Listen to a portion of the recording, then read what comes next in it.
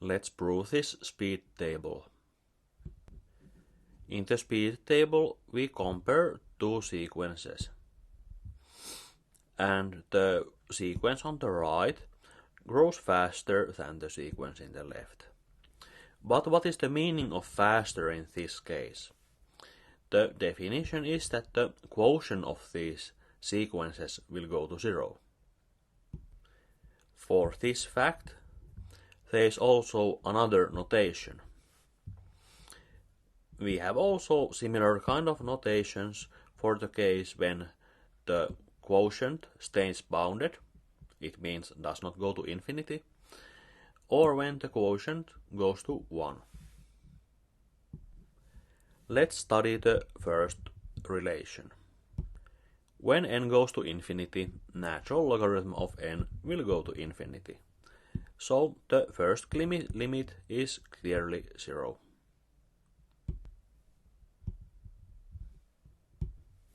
How about the second relation? In the fraction, both the numerator and the denominator will go to 0, will go to infinity when n goes to infinity. By a version of L'Hopital theorem, we can calculate the derivatives and consider this limit.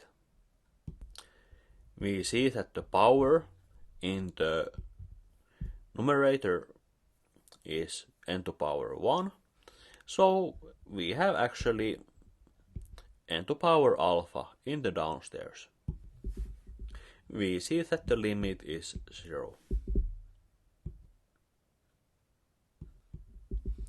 How about the third relation? We see that also in this case we can use the L'Hopital theorem, not just once, but the second time, and over again. Let's write alpha in this way, that beta is less than 1 and k is an integer. I mean k is a natural number. When we use the L'Hopital theorem k plus 1 times, we obtain a power for the n that the power is less than 0. Now e to power n will go to infinity and n to this power will go to 0. So the limit in this case is 0.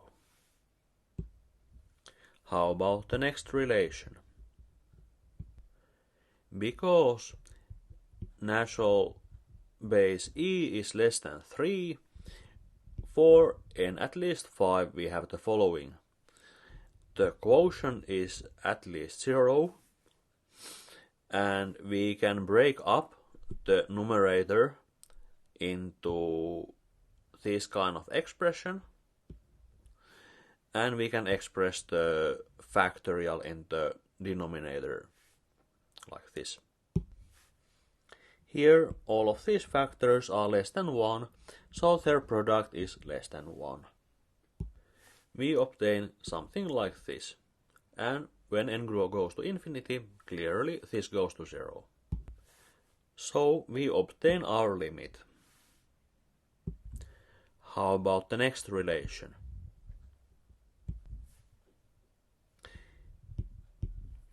Both the numerator and the denominator are products of n factors. We can break them up into products.